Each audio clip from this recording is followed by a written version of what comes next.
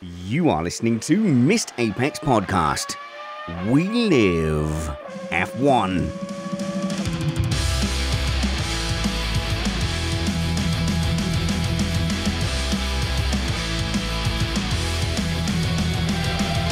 Welcome to Missed Apex Podcast. I'm your host, Richard Spanners Ready. We are an independent podcast produced in the podcasting shed with the kind permission of our better halves. We aim to bring you a race review before your Monday morning commute.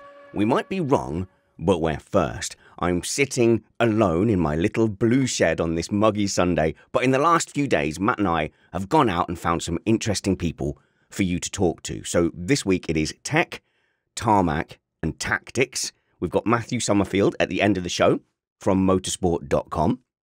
We've got someone new for you in the form of Dr. Campbell Waddell, who is a track specialist. So he was involved, him and his company, laying down the surface at Singapore and Miami. So he's got some very relevant news about what went down on the surface at the weekend. And we've got the fantastic strategist Mike Caulfield with a very candid chat about pit wall to driver tensions. And it's a bit of a coup, really, having Mike on, given that he was literally an F1 strategist last season. But before we get into those things, I have two things to ask you to check out. On September the 3rd at Buckmore Park, we're going karting and we want you to come. Buckmore Park is a premium karting experience. It's one of the very best outdoor rental car venues you could wish to go to. And I cannot tell you how much fun these events are. We're just buzzing. We're still buzzing off the event that we had 2 weeks ago at Ella Park. And I promise you, no matter what ability level you are at, you will have someone to race. So if you are at the highest level, you'll be tested by the likes of Brad and Kyle and Alex Van Gien and also several top club karters as well. But if you're a novice, if you're brand new, or you're too heavy, or you're just a bit rubbish, I promise you that our system will place you in great battles throughout the day. You get 3 sprint races where you'll dice with some good people or some rubbish people who you're better than, or some people that you're much worse than. But that settles down after a lap or two, and you settle down into the people in your race that are around your level and your pace. And then you fight for a place in one of 3 finals where you will be with people in your general ability level. And then after that, we all pour into the bar and we have a jar or 2, and Mrs. Spanners and Matt do rumpets, entertain us with a little bit of music as well. And then we tend to find a local hotel so that we can relax into the evening. But most importantly, don't be afraid to turn up alone. It's a very welcoming community, and those who have come to previous events alone have quickly made friends and become part of the gang and have come back again and again. So all ages and weight categories and experience levels welcome. We have trophies for the top guys, but we also have trophies for people who don't own their own kart suit. And then we have the Thunderbeast Cup for those of a more corporate mass. So please go to missedapexpodcast.com/karting or click the link in the show notes below. And secondly, we're going to do another mailbag episode in the week leading up to Barcelona. So either Tuesday or Wednesday. Really enjoyed the one leading up to Miami. You gave us some fantastic questions and topic suggestions. So get those comments and questions into us.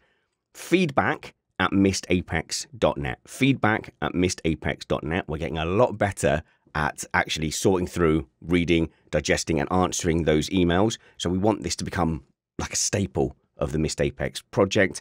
Also, you can email me anytime, spanners@missedapex.net. Now then, on to our first interview, and it's with a real-life F1 strategist, which is a bit crazy, really, having someone with such recent F1 pit wall experience talking to us in the shed. But in the Miami review, I noticed that it was an uncomfortable dynamic, is what I said, between Hamilton and the pit wall, culminating in the pit wall asking Lewis to make a decision as to whether they should get new tyres during the safety car.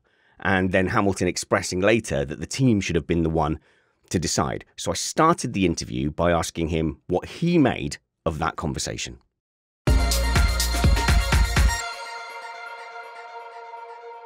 Yeah, it's I mean, it was an interesting one. It's like you kind of bring it on to the fact that they've given him the chance to make the call. But I mean, at the time of it, I kind of thought it's a strange thing for them to do. Post race, though, I've actually reviewed it a bit more, and it's one of those situations actually where they weren't really going to lose out either way. So it was a case of, in this situation, what does the driver feel like? He's obviously been on the tyres for quite a long time. He's kind of trying to, it's his feedback coming through it. And no matter what call he made, really, it wasn't going to change the end result of the race. So in that kind of sense, it makes more sense having looked at it post race rather than at the time. I was a little bit surprised by it. It's I guess one of the nightmare scenarios for pit crew or for strategists is when that kind of decision comes as the cars are passing the pit lane. So if they're on the far side of the track, the whole pack, I'm guessing that strategy call is very different to when the leaders have started coming around to the pits. Yeah, no, definitely is. I mean, especially those ones where it's a chance of an additional stop or something. You haven't got your windows open. It's a kind of, it could be, couldn't be. I mean, I imagine the pit crew was on standby for this point. So if you decided to do it anyway, they would have recovered well. But it is definitely more of a nervous situation in that respect. But it's one of those ones as well, is for how much information was being passed through in terms of because obviously from a strategist point of view, and this is the one where when drivers make the calls, the drivers don't always have all the information just because you can't give them everything throughout the race. So it's when that one comes and you're giving it that option to the driver, it's a bit of pressure to put on the driver, really. But obviously someone like Lewis, who's got millions, I'm exaggerating, years of experience, and he knows the situation. So, and they could have given him a good idea of the picture anyway. But yeah, it's still something. Obviously, last year you probably wouldn't have expected them to do, whereas this year, now they're making that, it's an interesting way of going about it. So I want to ask, Mercedes, and I don't know if they're unique in the field, but Mercedes only has one strategist for two drivers. And right there where you said the end result didn't matter, to me, from a team point of view, you're correct. Russell or Hamilton are finishing one ahead of the other in those two places. We're taking home the same points. Do you think that if each driver had their own strategist, it might have changed what occurred there? I mean, you get into different issues if you start splitting the strategy. So, and I think the way you say that they only have one strategist across the two, actually, when I think you go back to the factory, they'll probably have a designated strategist per car, and then it comes through, filters through, and it's like the chief strategist decisions what takes precedence in over the calls. And I think it's generally a standard thing amongst the field for that's how it works, because otherwise you start getting into problems where your rules of engagement comes in. You've obviously got your second car trying to undercut your first car, which could actually potentially lead out of you missing points regardless. So I think it's the correct way of managing the situation, because otherwise you can get into all kinds of trouble. And actually, like you say, in this one, no matter what, the points coming on are the same. But if you start messing around with things earlier or doing something that's a little bit different to try and outfox your own teammate, you potentially can lose the team more points than actually you should do. And of course, the drivers are super understanding of all of that, Mike.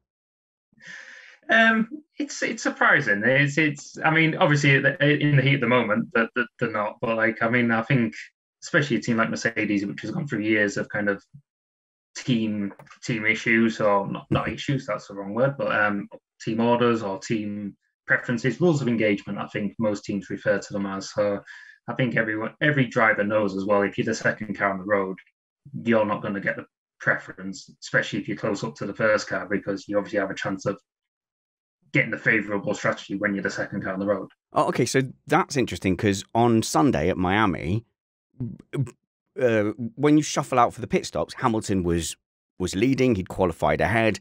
In the normal course of pit strategies, he would have come back out ahead. But because Russell was going long, hoping for the safety car, and it came in, does he count as the the leading car on track and therefore get preference on the strategy? Because can't really recall the maths in my head, but did that stop Hamilton pitting the first time round, the fact that Russell was in?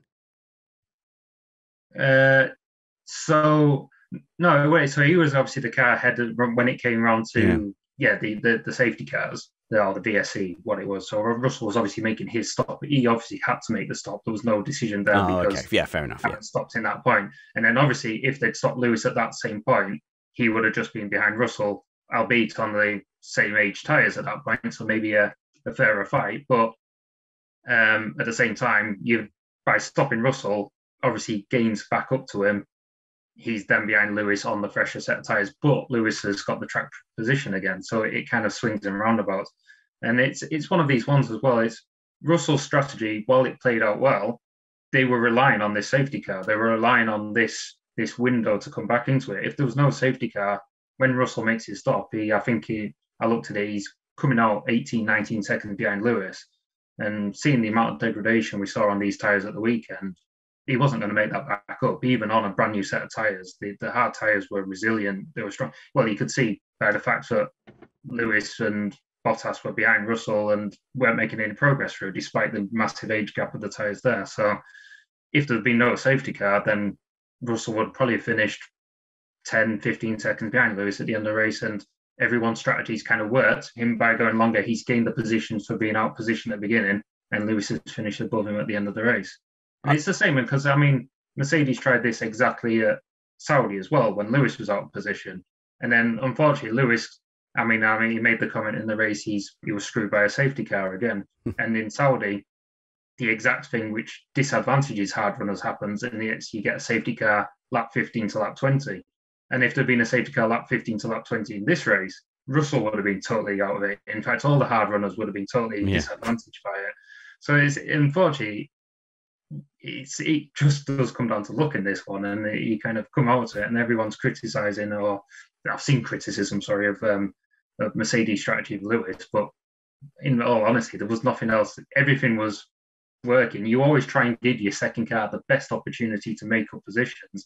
You hope it doesn't disadvantage your lead car as such at that point, but in some situations it does.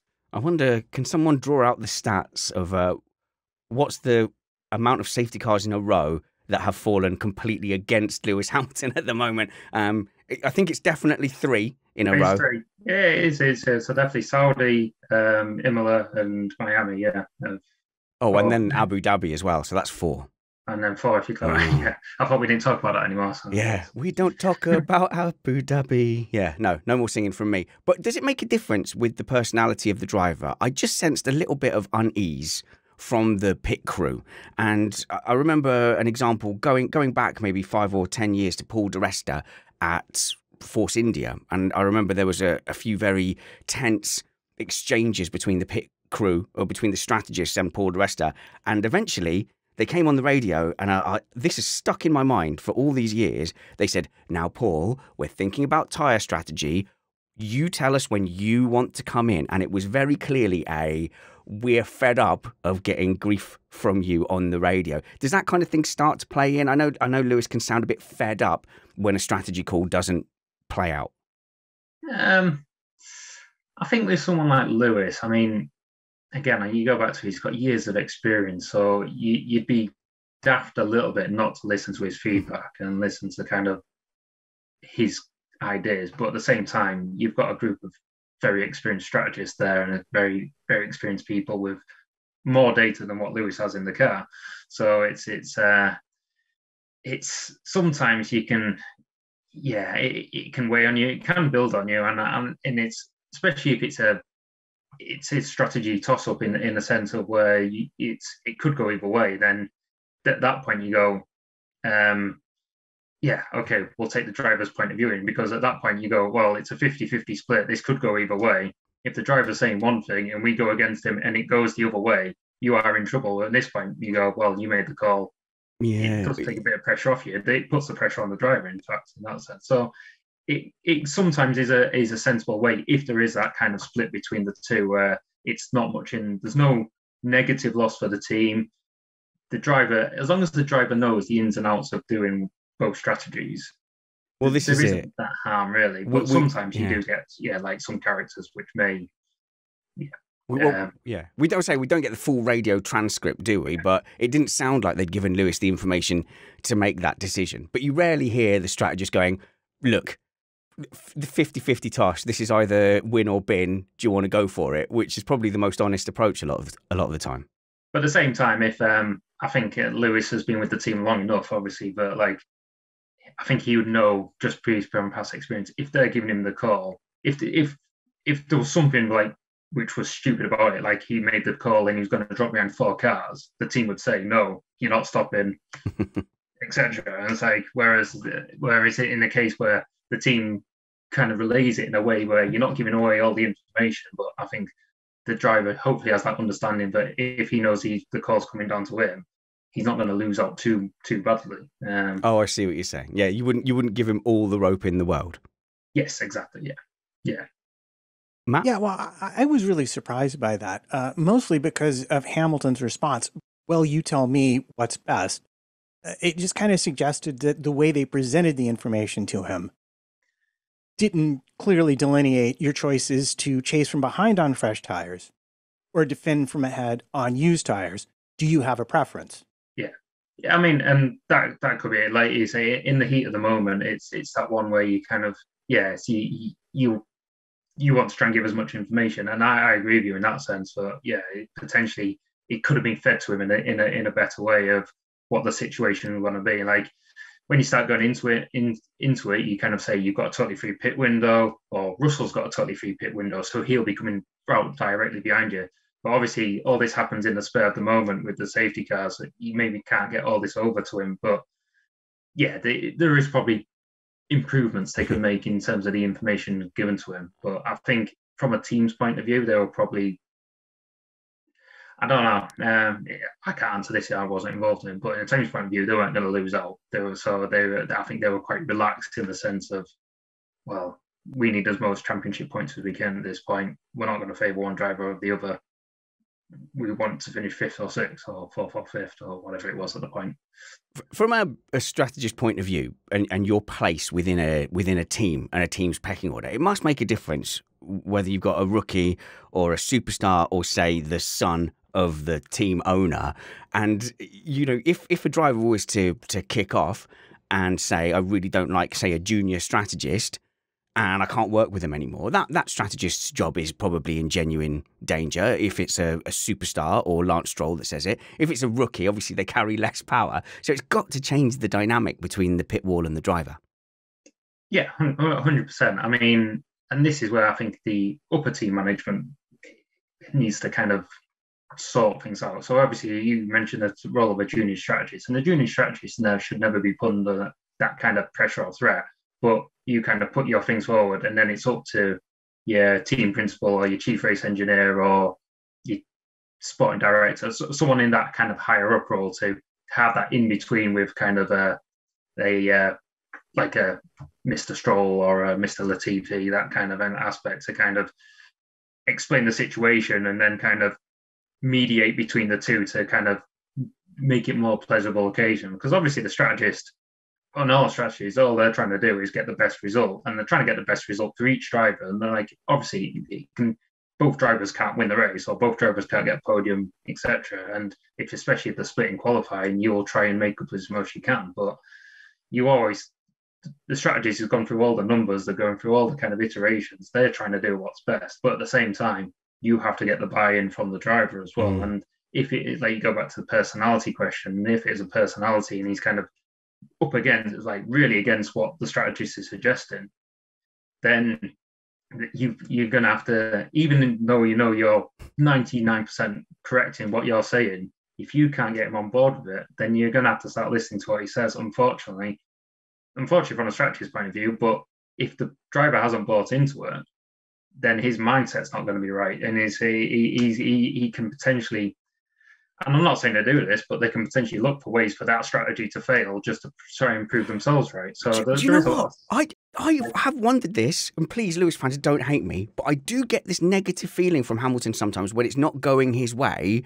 He then wants it to really not go his way to demonstrate that what he was saying was right. So that's the first time I've heard a kind of confirmation that I might be wrong about Lewis, but in that driver's mindset, there is an argument between the pit walls sometimes, and you don't want to like lose that argument by it not going as badly as you suggested it would if you didn't listen to me. Yeah. I mean, it's like, obviously you can't prove it, but I think it is just human behaviour. And 100% in my times as well, it's crossed my mind in that respect. So you're kind of thinking, like I need to protect myself as much as I need to protect the team here. And if he's fighting so hard against something you suggest, you're going, well, okay, fine, it's on you now. And it's like, and I'll give you the reasons of why you're wrong, but it's then up to you. It's like Matt, I'm really disappointed, Matt. This is just like any office up and down the country with the internal politics. Oh, of course it is. I mean, and actually, I was originally going to ask, is it part of the job description being yelled at by angry drivers? I mean, it's that sounds like a yes. I'll take that for a yes. Put it that way. It's I mean, I'd prefer. I've been in a situation. I'd prefer the shouting and yelling rather than the. Let's go back to the parent thing. Is the disappointed. I'm not angry. I'm just disappointed, and you gave me that strategy, and it didn't work out, and that makes you feel terrible. It really makes you feel terrible. So they can do that, and people do, comment and get sensitive about.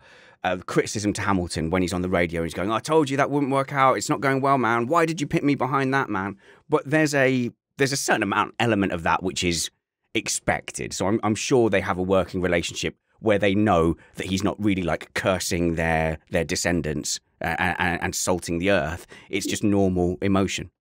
Yeah, 100%. I mean, it goes back to the case that they don't have the information at the point. So like all they see straight away is them behind in the diffuser of another car and then being P7 instead of P6 or P5. Mm-hmm. And then after the race, you show exactly like you go through, you talk with them, you say, well, if we've done this and this is where it's going to be. And then you kind of had that conversation, you go, okay, fair enough. That's what it was. But at that time, obviously, they're working hard and all they can see is the podium slipping off into the distance and they're stuck behind another car. And so their natural reaction is like, I knew this was the wrong call, and you're like, but then when you speak through them afterwards, you go, well, it wasn't the wrong call. Unfortunately, it was the only call. If we'd done this other call, you'd have been down in P10. So it's that side of things. Yeah. So in a sense, I mean, I have a split mind here. I kind of wanted to ask a very specific Imola question, but instead I want to ask you as part of your job, is it kind of your worst nightmare when one of your drivers is slightly quicker in qualifying and the other one is slightly better in race pace, and you know that they're going to be fighting for that same piece of track for the entire race? I won't say it's a nightmare. It's a nice problem to have, but it makes things difficult, especially when you're trying to fight other cars. And we've seen it a couple of times this season where, was it Saudi, when you had the Alpines fighting each other? And I think even to an extent in this race, you had the two Hasses fighting each other, where it's actually the cars, they're actually taking time off each other because they're trying to overtake and they've got the DRS train. So in that sense, you'd like your cars to be in the correct order with the correct race pace. So they just have enough gap between them so you can cover them all both off and you can attack other cars. I mean, the worst scenario is that your slower race pace car out qualifies your faster, and then you have obviously the car right up behind the other one. And he's calling, but he's faster. He needs to get let through. Or he wants to make the first pit stop, but obviously you have your rules for the lead car because he's out qualified him. He gets the say. So then you pit him first, and then that's where you have to try and get these offset strategies. So, and this is sometimes when you try and play for a kind of safety car because you say, right, in all standard rules, we can't favour you over the other one. That's not correct thing to do, and most teams will have these same rules, but you kind of say, right, well, for the second car, we'll try and benefit you if a safety car comes out. So we'll run you longer. And then obviously if the front car's pitted, safety car comes out, you get that pit stop, you'll be out in front. And that's how it is. And sometimes you have these, what are seen as unlucky scenarios, but at the same time, you're trying to make the most of these scenarios for your second cars as well, because you want to try and benefit both cars, and you're not And it's the various way of doing it, because you obviously can't create a safety car. You can't create these red flag scenarios in that aspect, but you're just trying to plan around if these scenarios come up to maximize the result of even your second car. Here's a good one for the statisticians then, Matt. When was the last F1 race without a safety car?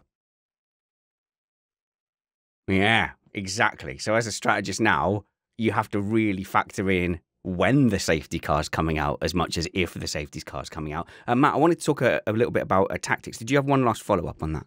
Well, it actually concerned what you just brought up, which is I'm assuming that if I'm the faster second car and you're trying to make me feel better with that, oh, we'll run you longer, that there's cars behind that are going to creep into that window on fresh tires. So like how long on average are we talking, like an extra 2-3 laps? And what are the real odds of that safety car? Like what kind of a lottery ticket are you giving these drivers when you give them that strategy?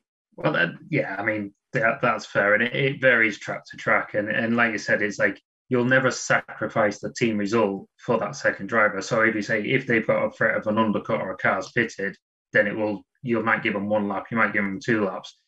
If you're in a kind of a nice position where you've got quite a bit of pace in the car and you've pulled out a 6-7 second gap in, you can maybe extend that stint 6-7 laps and look for it. So obviously the longer you run it, the more chance of a safety car coming in and out in that situation. But you'll never put yourself as where you're at threat from being undercut by someone else and losing the team position. So you'll obviously run that as much as you can. More on the other question of terms of your percentage odds of the safety car or doing something a little bit different. This is where you look at the kind of track type. So in some circuits, doing this offset strategy where you run the hard and run long in the race, because you know there's more chance, like your Singapore, basically your street circuits, your Singapores, your Bakus, your those kind of rounds where there's a good chance that a safety car is going to come out of that part of the race or at any part of the race, but you'll benefit. Whereas potentially we're coming into some races now, Barcelona, okay, it has safety cars, but it's more of a natural track. There's more runoff. There's less likelihood that a safety car comes out. And I think every strategist does the stats where you look at the safety car deployments over the previous 5 years to see a pattern, and then you look over the history of it as well, because not just is it the history throughout every racing. We obviously have had a change of race directors. You have a change of rules. After certain incidents happen, you have more chance of things becoming safety cars rather than what they were before. So you look on the most recent one, and someone like a Barcelona would be kind of a case of, okay, it's there's a good chance of a lap 1, lap 2 safety car, but as the race goes on, as the field spreads out, you're unlikely to get something on that. So you're less likely to do this kind of offset strategy because you're less likely to have this kind of situation where something would present itself in this second half of the race. Okay, this is one last random question. Do you ever look at someone who's, say, having a bad streak at finishing races as part of these safety car calculations? Not really, no. Who did you have in mind? Back in the day, you'd look at kind of a bad streak in terms of if you like reliability kind of aspects of it. You see someone who's really struggling, but obviously reliability's improved significantly. But even now, all right, we've had a few reliabilities beginning this year, but it's nothing to the point of you were seeing 6-7 cars finish a race. You may get 2-3 retirements a race, and it's pretty average over now the last 10-15 years. I think something that's changed a lot in F1 over the last maybe 10-15 years is that qualifying's probably never been less important. So feeding off of Matt's point of you can have a driver that's either strong in or set up for either quali or the race. And it seems to me that Lewis Hamilton has always got, one eye more on race pace than quali setup. What sort of thinking do you go into your head where you go, right, this is the race to concentrate on quali, obviously Monaco, but does that come in? And I guess the difference between if you're at the front or somewhere in the midfield, and my goodness, you've done the whole spectrum of the field, haven't you, Mike, as a strategist? Yeah, no, 100%. And a lot, again, it's another calculation you do in terms of like your average of if you gain one quali place, is the equivalent of gaining 0.2 race places. So like you favour that track to be your quali pace because you say like your Monaco, obviously your quali position's key. Then there's other tracks which is a little bit less so. And in previous years, obviously with overtaking being difficult, your race pace was always more. Sorry, your quali pace was always more important than your race pace. But you still have that trade-off of okay, even if I favour quali pace by that much, I can't affect my race pace by.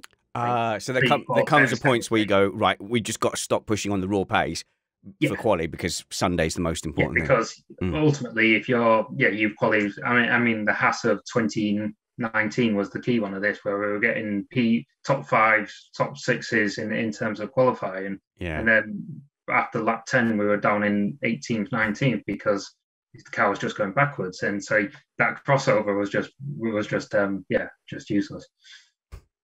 Okay, so one thing that I've noticed, and I know Spanners has noticed this too, is that there's been a really big discrepancy this year between the dirty and clean side of the grid at the start.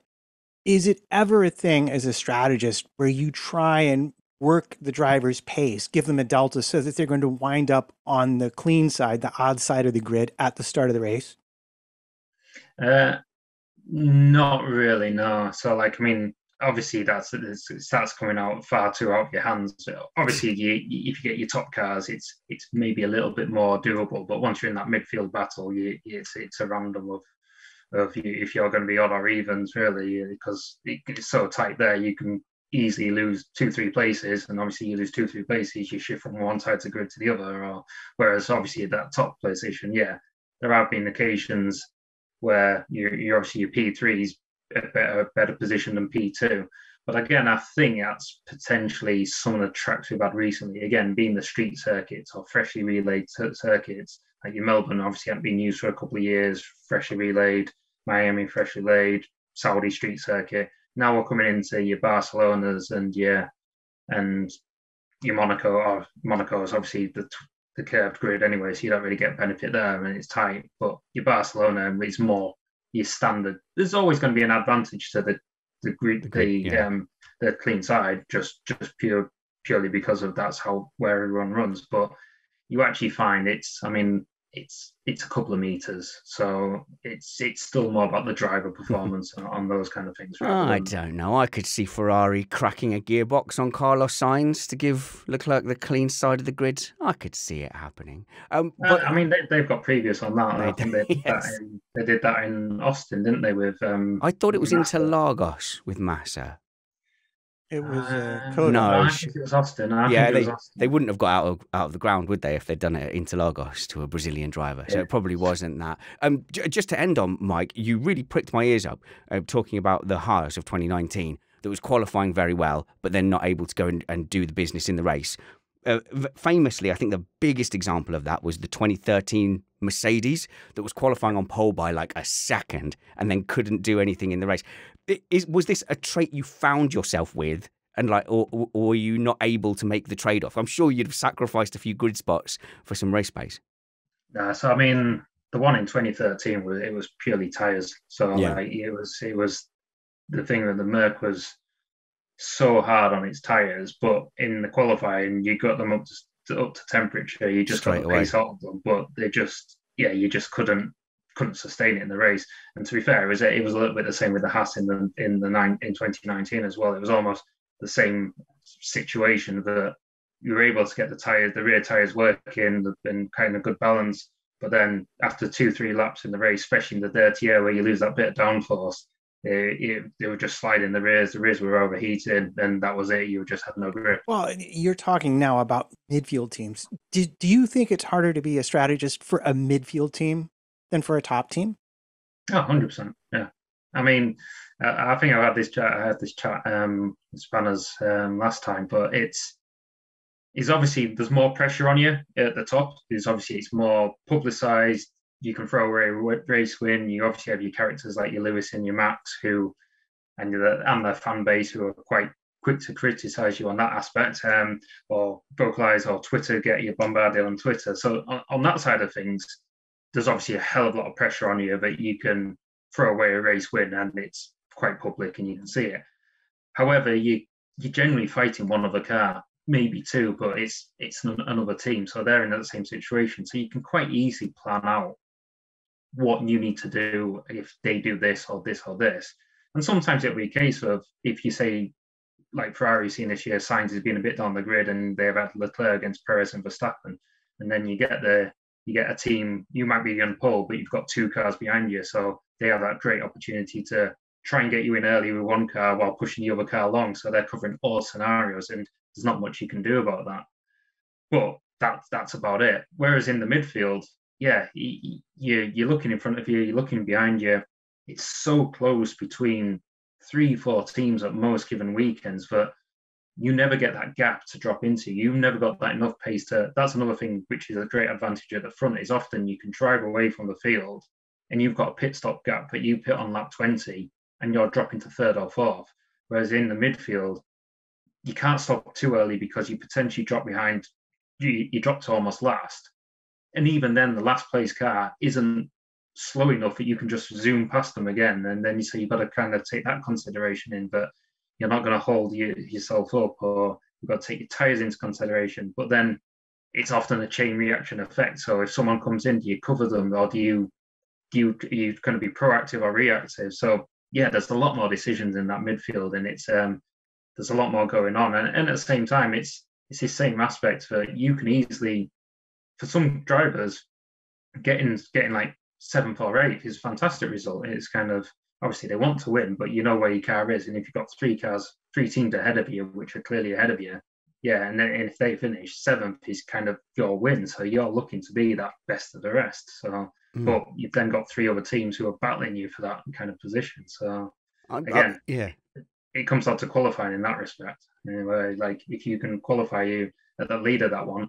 at least you then start dictating that kind of strategy rather than having to try and do something but potentially putting yourself at risk at the same point. I wonder if, almost like in football, you have these specialist managers that get brought in to get a team promoted, and then they get, let go once they get to, say, the Premier League, and then another team trying to get promoted picks them up. Whether you'll have a specialist strategist who's just really good at like maximising and nicking that 1 point, and if a team drops to the midfield, maybe you want to pick that guy instead. Yeah, it's. I think every strategist up and down the field is like, I think, is experienced and has that kind of good understanding of the different roles. Maybe, and I mentioned this to you all the time, it's like, I know myself was when I went from Mercedes to Haas and went from that lead into midfield, I was like, oh, there's a lot of things, a couple of things I've got to take into consideration now. I mean, the first one, which was my biggest one, was blue flags. I haven't ever had to deal with blue flags before. And it's like, first world problems. It's amazing how much they can really affect your race, and it's really just kill it. So it's just little things like that where you don't consider, and because you've never had to experience that, so you just don't bring it into your equation. So yeah, there is potentially guys who are more experienced in that midfield who've been through those ins and outs of different situations. The same as like if you've only been a strategist at a team which is unfortunately down at the bottom of the grid, once you start getting up into that points bit and a bit of pressure comes on, you go, I've got a chance of scoring points. That could potentially affect you a different way. So it's and everyone's watching, and you've got a driver with a massive fan base now. Okay, so we're going to offer you 80 million. I'm trying to think of a high number. 80 million euros a year. You can pick which team you're going to be at. Not mentioning which team itself, but where do you want to be? Top, middle, or at the bottom of the grid, being able to form and look for surprises. Where do you want to be? As a strategist? Yeah, as a strategist, yeah. As a strategist. Not as a driver, I'm afraid. I can't make that happen in this scenario. That's fine. I don't think I would be pretty sick in the car. I'm not as sick in the good way. I from my experience, I really enjoyed the midfield stuff. I enjoyed that midfield stuff where you're on the brink of kind of breaking into that kind of, all right, you're maybe never going to be top, but there's that chance of, if we get everything right, if a couple of things go in our way, we've got a chance of a podium today. And that's really, I think, and it sounds strange, but I never quite got a podium with Haas, which was annoying. But I think if we got a podium with Haas, it would have been more satisfying than kind of getting a win with Mercedes, and just because that makes sense. It's just a lot of work. So yeah, so that kind of upper midfield region is definitely the most fun to be in as a strategist. Okay, I have a very specific question where you were talking about all the factors you had to pay attention to in the midfield.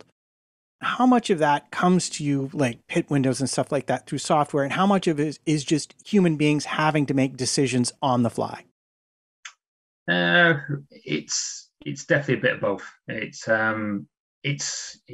the software, so planning out what, like looking at all your simulations and seeing what you're going to have to take into account and what you're kind of try and look for going forward. And then the next bit is then it's that thinking on the is that human thinking is like you're looking at the situation around you. You're looking at see like because you're not looking at just the car directly behind you. You may be looking at three cars behind you because you're looking at when they have a pit window to stop because that may then trigger the pit stop. So you're like, well, if he stops, then he's going to stop the next lap. So potentially we're stopping in 3 laps time. And then does that allow the car behind us? Because maybe the car behind you is quicker than you, but you're holding them up. So you're like, is it too early? But like they still have enough tire performance, but they'll get the overcut on us if we go that early. And so you get all the software which you can see this, but you're still having to use your experience and knowledge to kind of look at what your main threats are and what the potential is coming and what's happening in 1 lap and what's happening in 2 laps. And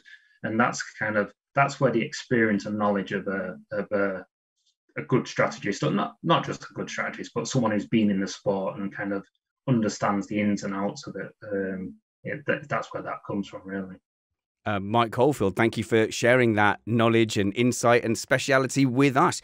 You've got your Twitter account. It's all private. Can I still follow you at Mike Caulfield F1? Yeah, I'll take a look. I might unlock it at some point. Yes, Twitter can be. I've got an interesting relationship with it at the moment as well. But please say that you'll come back and give us some more insights. This has been absolutely fantastic. Thank you very much, Mike Caulfield.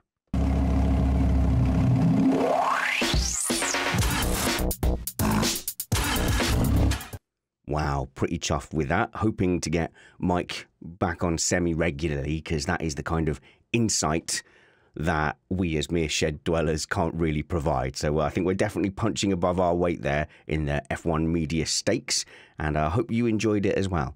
If you want to give us feedback on that or you want to contribute to our mailbag episode in the week, the email address is feedback@missedapex.net or spanners@missedapex.net. All the links to the stuff we talk about is in the show notes below. Remember to check out the karting event on September 3rd as well, and give all the crew a follow on Twitter if you do Twitter, or dive into our Facebook group, or maybe even be a patron in our patron Slack group and support the podcast. We are only here, genuinely only here, because of the support of our patrons. So patreon.com/missedapex. That'll be a link in the show notes below as well. Now, moving on, we deployed Matt to go and catch up with a track expert and someone who lays F1 tarmac. So let's learn a little something, shall we? And then after that, it will be tech time with Matthew Summerfield from motorsport.com. We are delighted to welcome to the shed no less than the Titan of Tarmac, the Emperor of Asphalt, Dr. Campbell Waddell, Managing Director from R3 Limited, who, amongst other things, designs and consults on racetrack services. Campbell, thanks for taking the time out from your post-Miami vacation to have a chat. Thanks, Matt. Thanks for having me. Nice to be here. Yeah, I have to say that in preparing for this, I did have a quick look at your thesis, and I must say there are lots of big words and complicated math in it. Thanks. I don't know if I fully understand it all, but well, good. I feel better about that. Now, one of the reasons I'm really excited to talk to you is because while we all know that tires are the most important thing in motorsports, when you got in touch with us, I realized that they're really only 50% of the equation. Yep, that's true. It's the part that's often missed. People don't tend to think about the surface component of the tire surface interaction. And so now you were at the Miami Grand Prix, and what did your company do there? Like, what were you on site to do? So we were there helping the designers and South Florida Motorsport with the event. We were involved with the design works and the construction side of things as a consultant. We do a lot of work with other areas in motorsport, shall we say, where we help them understand the surface component to the tire surface interface. Okay, so when you talk about designing or assisting with the design, would that be like things like helping pick out the materials that the track is made out of, or suggesting the best equipment or ways to put the asphalt down for the track? Yes, to a degree. So we were consultants to help the local contractors with the material selection. We wrote the specification for the track surface. So our original brief was to write the specification so that it complied with the local Department of Transport highway regulations. And then we have a specialist laboratory in Belfast that we use to test materials as well. But the surface in Miami did get a lot of attention last week. Can you explain a little bit about what was going on and why things turned out the way they did? So the track was designed specifically to make things difficult for the drivers and to play with the tire surface interaction a little bit, if you like. So in terms of Formula One tracks, it was designed to have high micro texture and be a bit of an outlier. But yeah, we had a couple of issues during the week that weren't expected. So we had an unfortunate piece of plant that broke down and that's caused a hydraulic oil spill. So we had to do an emergency repair, and that was the main reason for the issues. All right, and I wonder, because they were complaining about the offline surfaces as well, was that responsible for why the offline surfaces were so slippery, or was that just the nature of the track design itself? No, it wasn't really the nature of the track design. It's all to do with track surface evolution, and there was key lessons that had to be learned. But the surface, it was a busy construction site. It's a very, very tight circuit with a lot of traffic on it, and the offline grip, it just took a lot longer to evolve. So it was really just a track evolution issue. Okay. And you mentioned microtexture. Maybe not everybody knows what that word is. Could you explain a little bit about the materials in the track and what they're called and sort of how they work with the tire? Yeah, sure. So when you're looking at racetrack surface, there's really two main components. Well, three actually. So you have different textures of the surface. So the tire itself is interacting with two different textures in the surface. You have what we would call microtexture, which is the roughness of the aggregate itself. So that's down to the micron level, a very, very small scale. And that produces a component of the tire surface relationship called adhesion. So it's more prominent in the wet, and in racing standards, it's more to do with the component of tire wear. So when you think about tire wear and you hear drivers talking about tire wear, what's really happening is it's the microtexture of the aggregate roughening up and coming into contact with the tire as the tire rolls over that piece of aggregate. So it only happens in a minute second, or just a flash. And then we have macrotexture, which is the other one you hear them talking about. So macrotexture is normally measured in something called mean texture depth or mean profile depth, and it's the area between the aggregates, the slightly wider area. So we're still only talking millimeters in size. But as the tire rolls over, the macrotexture and the texture of the asphalt, essentially what's happening is the tire is moving sideways. You get that lateral force, and that's what gives us tire degradation, basically. Okay, so the microtexture is a little pokey up bits, and the macrotexture is the space between them? Exactly, yeah. If you take a microscope and you go right down into an aggregate and look at it, it looks like a mountain range. So it'll be lots of little peaks, and these are called asperities. And the tire basically forms bonds in a very short period of time. So the tire, as it's going over, forms a chemical bond and then breaks that bond. And that's what we're talking about by microtexture. Macrotexture is the larger area, which is what the tires are more in contact with when you have, say, lateral forces as the tire turns around the corner. All right. So I have one more question I want to ask you. We heard, for example, when we went back to Turkey and they had resurfaced it, that they power washed the surface. And I know, again, in Miami, it was discussed that they power washed the surface. Why do they do this to newly laid surfaces when motorsports are coming in? What does it achieve from a technical point of view? What are you trying to do for the drivers? So the high pressure water retexturing is essentially used to remove excess bitumen. So when you create a new asphalt, you have a layer of bitumen, which is the binder that binds the aggregate together and holds it all in tight. That bitumen from the construction process and the laying process, essentially, there's excess bitumen sits on the surface. And this is the same on a racetrack, a road, a runway, it doesn't matter. What happens is you have a phenomenon called early life skid resistance phenomenon, where the tires are actually in contact with that bitumen rather than the component of the surface that's designed to do. So it takes anything between a couple of days to 3 to 6 months for that bitumen to wear off and for the asphalt to come up to its design life properties. So when you have high pressure water retexturing, all you're doing is taking that very fine layer of bitumen off the surface, and that opens up the texture a little bit and opens up the micro texture, and it stops what we call bituplaning, which is where because it's really, really slippery in the wet. As soon as there's a little bit of moisture on it, you have tires in contact with a very smooth bitumen. When you take that off, you get the micro texture from the aggregate coming through, which is the component of friction that gives you the adhesion in the wet in particular. Okay. So before we get out of here, you helped explain so much about the track and how it works and a bit about how it's designed. Could you just talk us through how a track evolves over the weekend? Why did the commentators say things like, oh, the track is green, or, oh, it's going to rubber in? What are they really talking about there? Yeah, that's a really good question, and something that I don't think we have all the answers to, and I don't think anybody does. And so there is track evolution, and it is massive, particularly on a new track. It's not just from the Formula One cars, it's from everybody else that uses the surface as well. So, for example, if you compare, say, a temporary circuit like Singapore, Baku, to something like Imola, you have a completely different set of surfaces.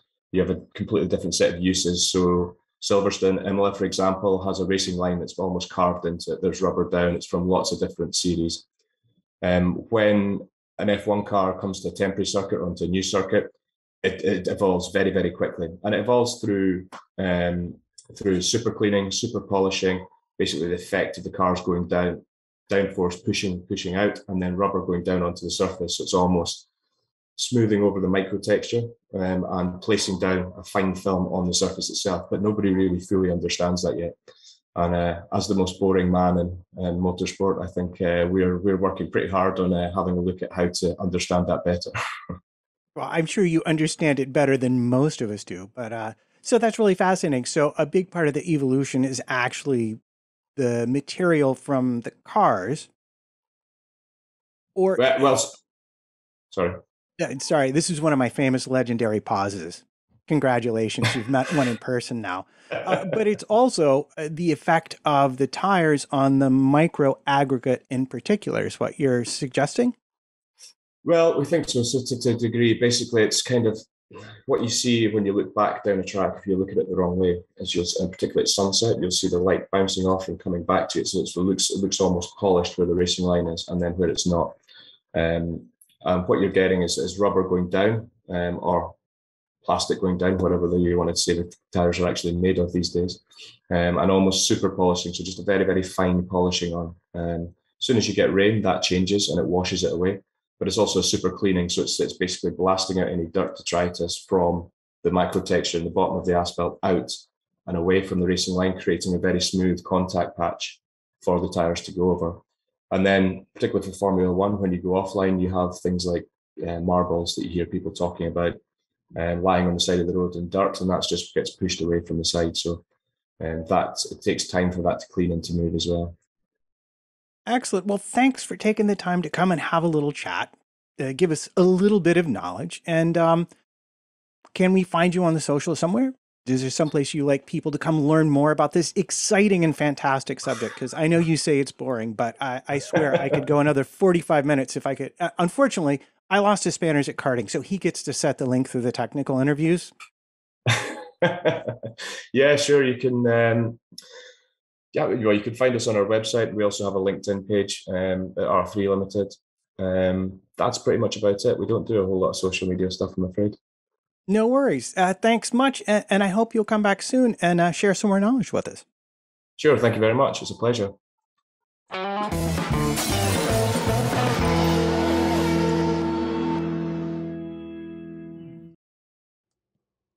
now it's time for Tech Time. Tech Time.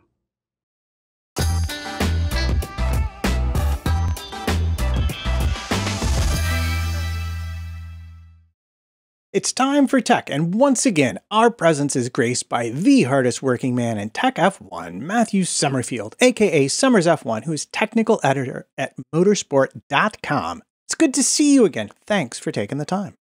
No problem. It's good to see you again, my golfing partner. Indeed. I do have to wonder if you've not been secretly designing vortex generators for your electric golf pushcart there in your spare time.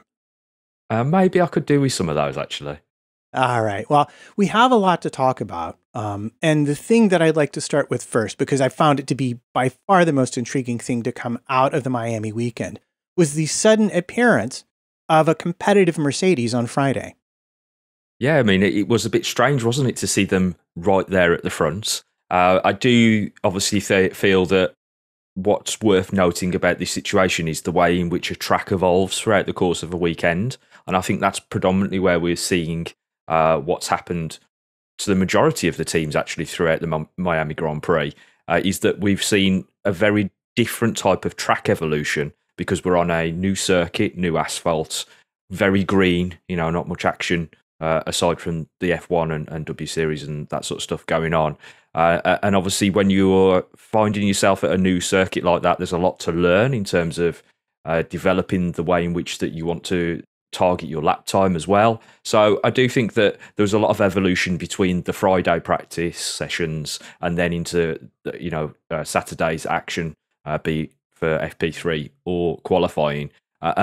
What we do have to remember is how teams tend to go away from a Friday session and then develop things back at the factory, with the tools that they have there, including simulators, etc. So I think there was a lot of migration for the teams, aside from Mercedes, making time based upon getting the best from the changing conditions. I think that Mercedes perhaps found a very good sweet spot on that Friday, but not so much, obviously, throughout the course of the rest of the weekend. Well, yeah, and they were clearly on race day. We had significantly different track temperatures to what we saw on Friday, along with rain overnight, taking away a lot of the grip. But what was interesting is they just genuinely didn't seem to be able to run the same pace on Saturday as on the Friday. And even with more grip available, you'd expect them to be sort of at least equaling their Friday pace. So my first question would be, did they make perhaps just a setup progression mistake overnight, and that's what cost them? Well, according to Mercedes, they didn't actually make too many setup changes to the point that they can't kind of correlate where this adjustment has occurred. They're still trying to get through the data now and understand exactly where that time loss has occurred. But as I say, I think there's a huge amount of migration at this particular track, just purely down to the fact that it's a brand new circuit, new asphalt. Other teams have had a higher learning curve between those sessions and have been able to extract more performance. But I think what also you have to remember is that Mercedes had a huge package of upgrades available to them at this race as well. And immediately it was clear that those things were working. It also, to me, proves that the aero concept isn't fundamentally broken, because they were able to achieve on Friday a time that was relative to the times that we were seeing throughout the course of the rest of the weekend. So there's something there that's changed. Obviously, there was more porpoising on the car during the Saturday as well, that we must have obviously remember. So there's obviously something fundamentally different about the running conditions between Friday and Saturday that had a detrimental effect to the W13's performance. And it's something that was on both cars. It's not something that, one driver was suddenly much quicker or slower than the other. It was something that's across the board. It has affected that car differently as we've transitioned into the next day of running. So I think Mercedes will learn a great deal from that, especially in terms of finding the sweet spot for the porpoising issue that they're struggling with.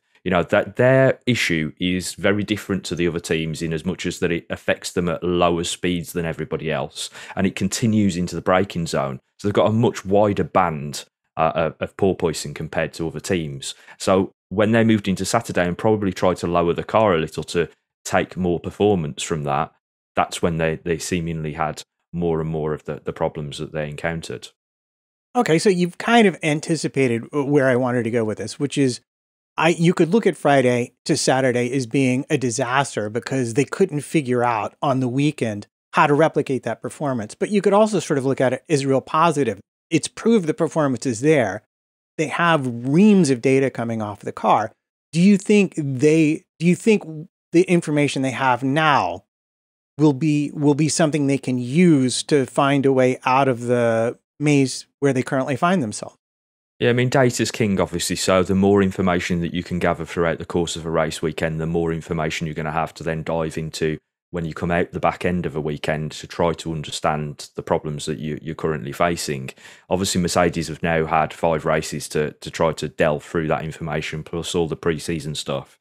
They are obviously bringing updates to the car throughout that period as well, which do seem to be progressing them in some ways. But they've still got obviously the fundamental problems underlying all of these, and that is effectively what is preventing them from being able to get really into the pack, which, it was a false dawn on the Friday as much, it really looked as if they were able to get into the pack and they had that performance at their fingertips. But unfortunately, this weekend wasn't to be the case, and there'll be more experiments in Barcelona. There's word of them obviously trying out or back-to-back testing with the old side pod solution that they brought to the first pre-season test.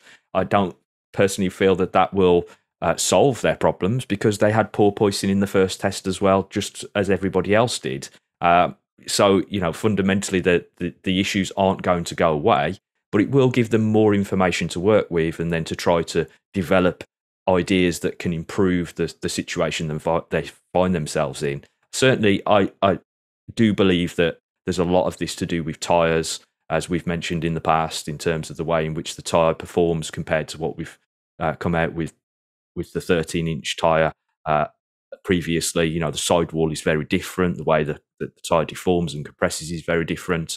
And obviously all the tools that they've had for over a decade in terms of suspension has been taken away from them. So they're having to relearn a lot of things, and hopefully they can start to dial themselves in and get back in that chase up front. Right. Well, that was sort of my last question. We know they're bringing a lot to Barcelona. We know that's sort of been laid down as a marker. But I've also seen Toto make comments like it has this concept has an incredibly narrow setup window, that it's very finicky, even on its best days. And I just wonder, to an extent, do you think that at this point Mercedes is chasing the perfect at the expense of the good? Yeah, I mean, we've been here before with Mercedes, but at that point they had such an advantage over everybody that it didn't really make too much of an issue because they were so far ahead of the chasing pack. But if we think back to 2017, when we had another regulation change that kind of went in the direction we're going in right now with the floor and diffuser side of things, and they struggled with that car. It was termed to be a diva and had a narrow operating window. But this car appears to have an even narrower operating window, which they managed to find on that Friday. But as I say, as the track evolved, that they got out of that window and the track just fell away from them and took away some of the pace. So we're talking about temperatures, we're talking about grip levels, we're talking about a lot of things that are circuit specific, in my opinion. But that using those things that they've learnt in Miami, they can then translate that hopefully into additional performance as we go forward throughout the rest of the season. Okay, great. Well, I think we're all sort of going to be looking at Barcelona with bated breath to see what they bring and how it works. I do want to talk some more also about the Ferrari Red Bull contest, because it seems like the suddenly popular opinion is this is now Red Bull's championship to lose, even though we're only on race 5. But what, in your opinion, what are we looking at between Red Bull and Ferrari right now on track? Why does Red Bull suddenly appear to be pulling away a little bit, to have a little bit in hand over Ferrari? Well, I think Bonotto's comments of late have been interesting, in as much as that we haven't seen much development on the F175 so far this season, and we are expecting to see an upgrade coming to the car for Barcelona. They actually had a new rear wing available for them in Miami, but chose not to run it. We'll get to that shortly. But I think that's where we're kind of seeing this difference in opinion as to who's currently where in charge of the championship, because Ferrari have kind of stood still in many respects. And because Red Bull have bought updates to almost every race, they've eaten into the lead, which Ferrari technically had in the first place. So it's kind of a bit of cat and mouse from a development standpoint. And on top of that, I feel that both those teams have kind of had a linear way of improving their performance from the preseason tests all the way through until the Miami Grand Prix. You know, they're kind of in step with one another in terms of understanding their car. Neither of them have really unlocked more performance from setup than the other has. And they're going about things in a very different way. Red Bull have taken a more lower drag philosophy into this particular rule set. So they're running much less downforce front rear wing than Ferrari are. And so then that plays into tyre preservation, degradation, and obviously how they use the tyres throughout the course of qualifying and the race. And so we've got two very different approaches to how they're dealing with the performance levels at each circuit. And I think we'll continue to see that play out throughout the course of the season as they just try to dial in against one another. You know, you have to remember that in the past we've seen this kind of battle between Mercedes and Red Bull as well, whereas one will take one style of downforce level into a circuit and take the pluses and minuses that come with that versus, you know, what the other approach is. So it's very interesting to see how close they are, considering how different they're approaching the setup window.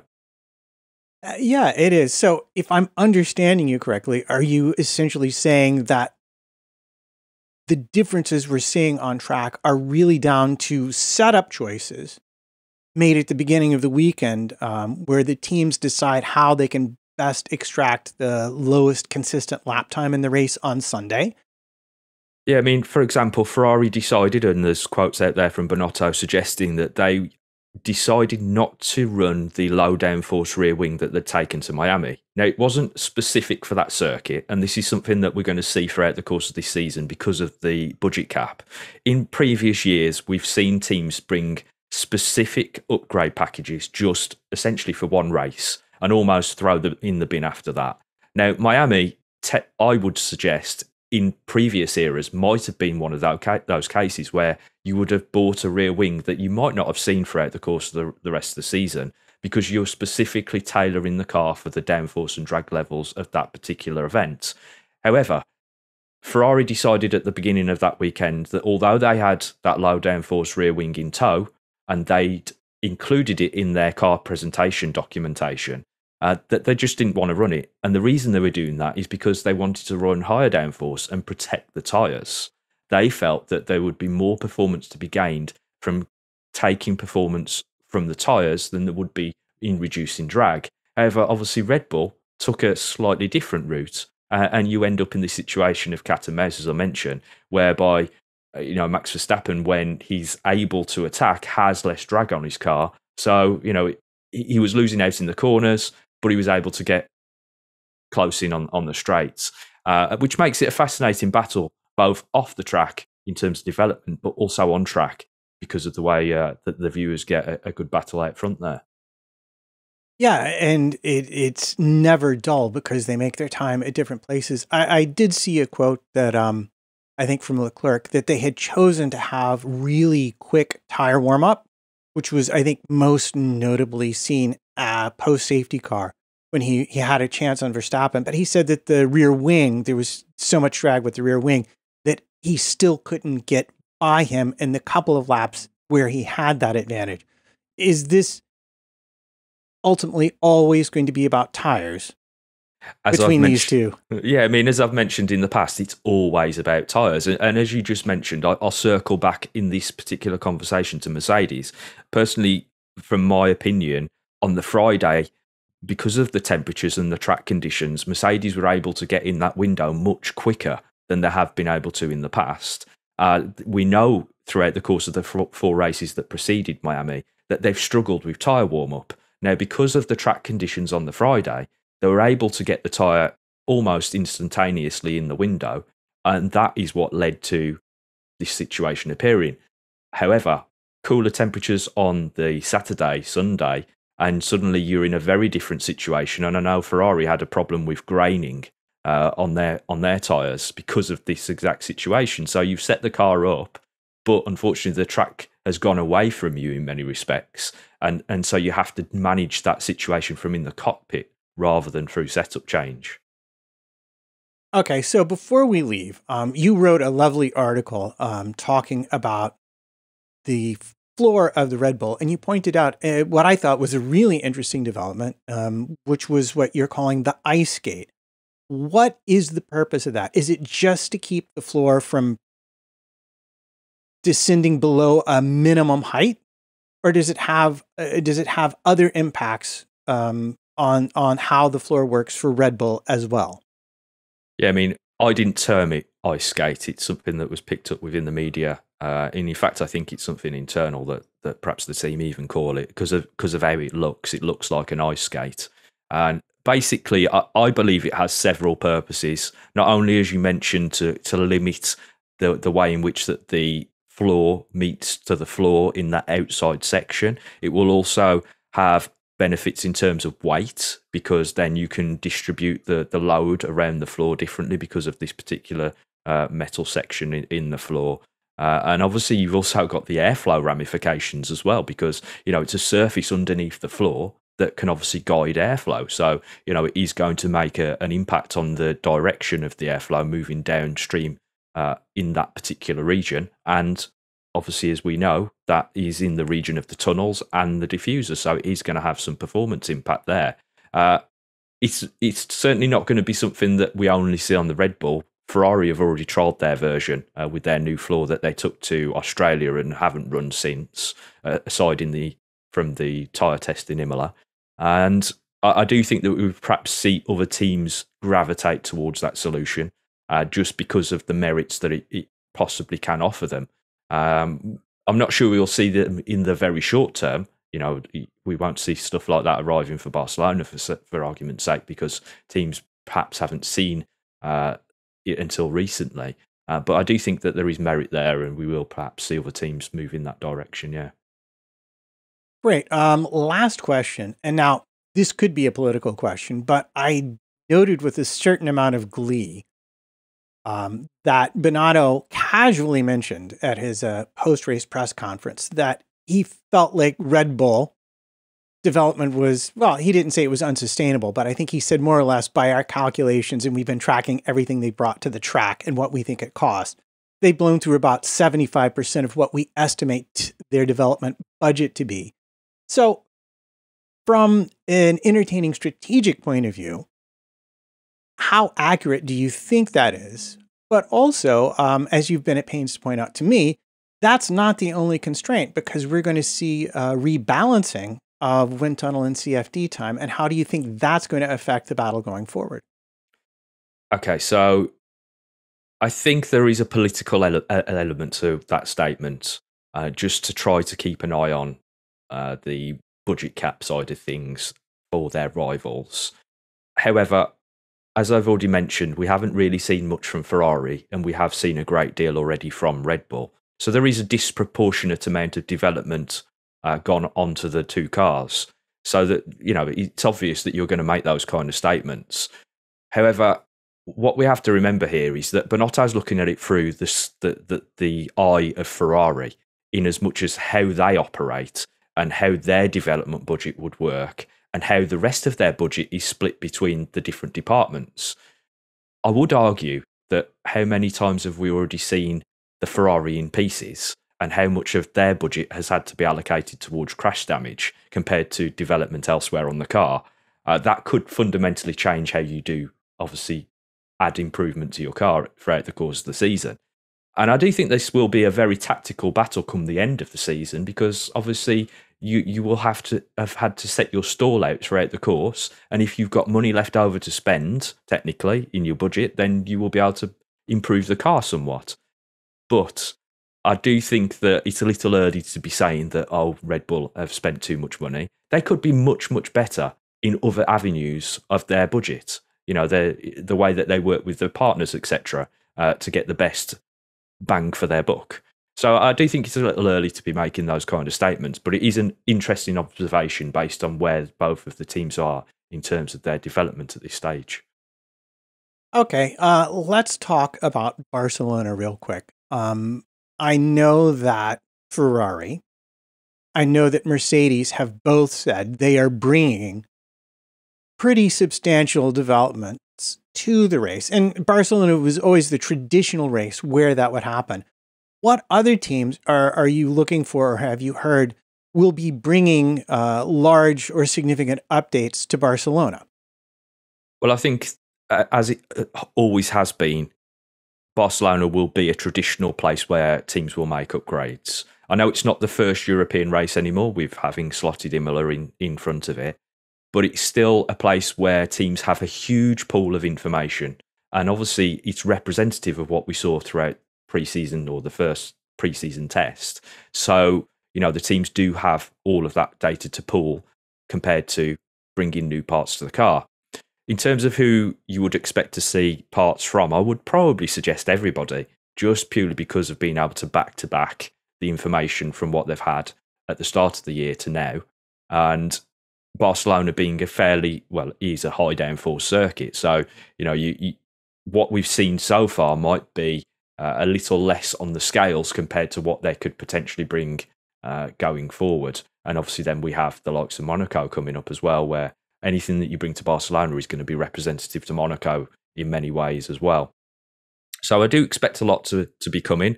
Obviously, we got Mercedes with their pre-season spec, and I would expect them to bring more parts as well to the party to try to understand the car better and dial things out. And then Ferrari, as you mentioned, have already been quite clear that they will have an upgrade package. I hear that Alfa Romeo have something quite substantial, and I would expect Alpine as well to have something in the pipeline. So there's quite a bit to be looking out for in Barcelona, I would suspect. And obviously a lot of that then will carry on across to the higher downforce circuits as well.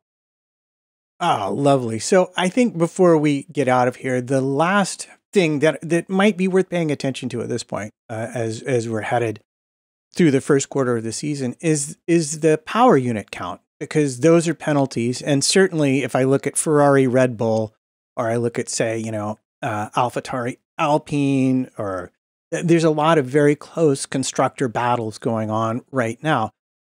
Who is in trouble power unit wise? Who's on their first? Who's on their second? And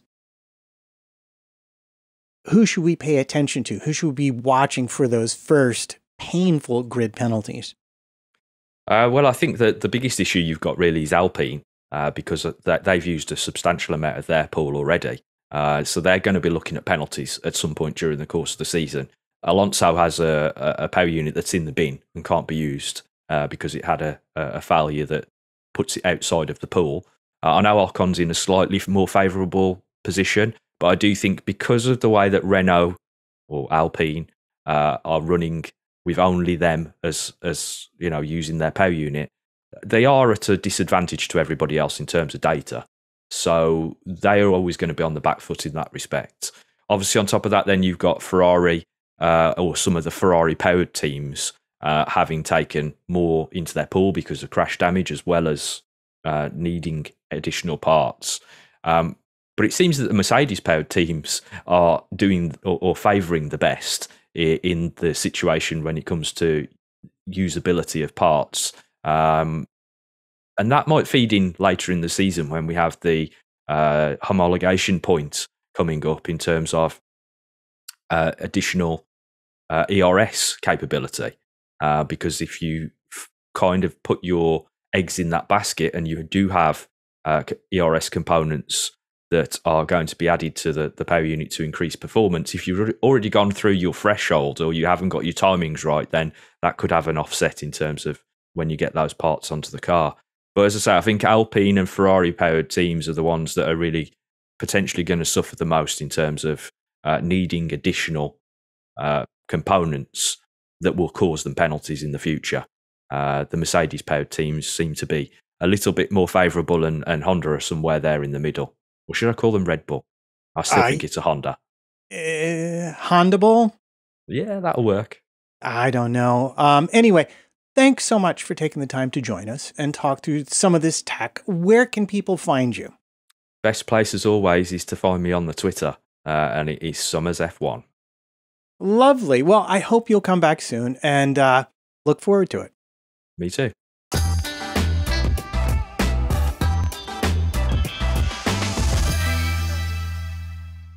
And that's it for this week. We'll catch you for a mailbag episode and hopefully see you on a go-karting track soon. I've been your host, Richard Spanners Ready. Until we see you next, work hard, be kind, and have fun. This was Missed Apex Podcast.